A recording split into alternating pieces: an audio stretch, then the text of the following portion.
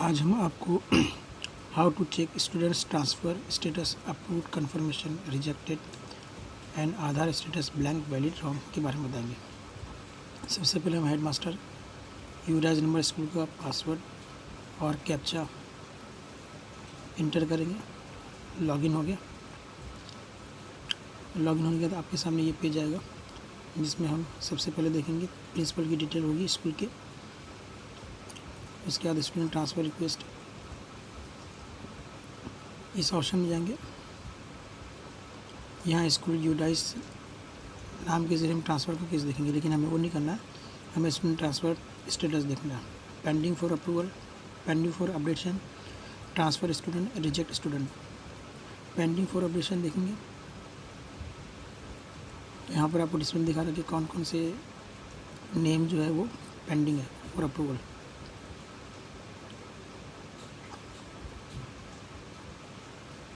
Transfer student पे click करेंगे तो हमें यहाँ पे डेटा आएगा कितने स्टूडेंट ट्रांसफ़र हो चुके हैं। यहाँ पे ट्रांसफ़र्ड स्टूडेंट्स का डेटा।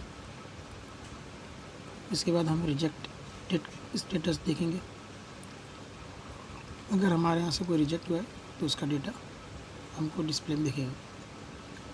नो रिकॉर्ड फाउंड, यानी अभी कोई भी स्टूडेंट यहाँ से रिजेक्ट नहीं हुआ। ट्रांसफ़र फॉर कंफर्मेशन, यहाँ हमें कोई लिस्ट दिखाई दे रही है जो ऑलरेडी ट्रांसफ़र हो चुके हैं और वहाँ से कंफर्मेशन मिल चुकी है।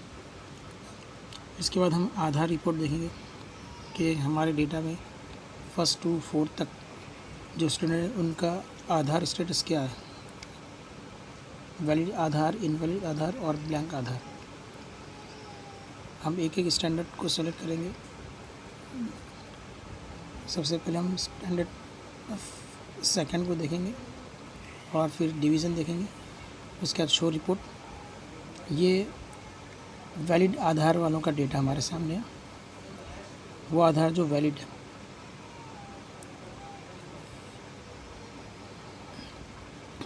उसके बाद हम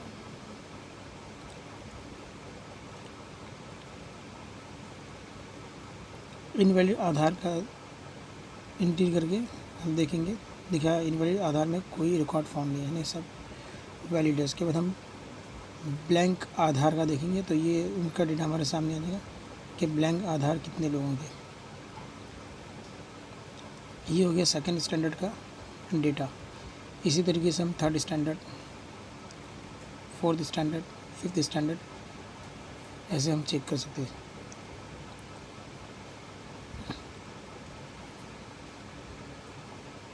वैलिड आधार और ब्लैंक आधार, इसकी डेफिनेशन कुछ दी नहीं गई है कि ब्लैंक आधार मीन्स क्या। अभी सेकंड स्टैंडर्ड के बाद हम इसको 3rd स्टैंडर्ड में देखेंगे। 3rd स्टैंडर्ड सेलेक्ट करेंगे। उसके बाद डिवीज़न लेंगे।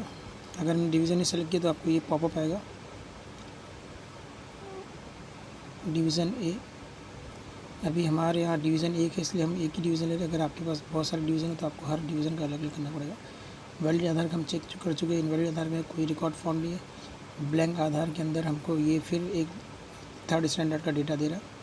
इसके बाद हम 4th स्टैंडर्ड को सेलेक्ट करेंगे। सेम प्रोसीजर है। डिवीज़न सेलेक्ट करेंगे, शो रिपोर्ट। अब यहाँ पे ये ब्लैंक आधार की डिटेल है। इसी तरह वैलिड आधार की डिटेल फिर हम शो रिपोर्ट करेंगे। इसी तरह हम इनवैलिड आधार के लिए भी क्लिक करेंगे, शो रिपोर्ट करेंगे और इस तरह से हमको सारा स्टेटस पता चल जाएगा। Thank you.